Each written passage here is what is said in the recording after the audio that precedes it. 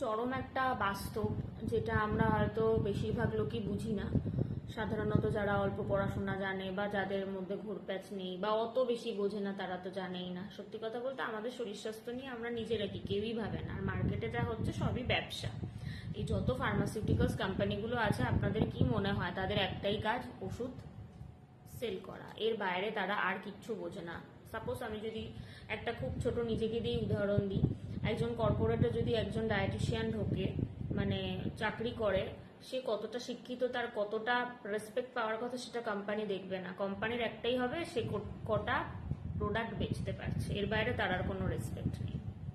ঠিক আছে, মানুষের সাথেও এর কোনো লেনদেন নেই। এদের একটাই কাজ কি করে নিজেরা অনেক অনেক অনেক টাকা করবো। তাই নিজের স্বাস্থ্যের কথা আপনাকেই ভাবতে হবে, আপনার নিজেকেই ভাবতে হবে, কেউ ভাববে না। কারণ তারা বসে রয়েছে ওষুধ আপনাকে দেওয়ার জন্য।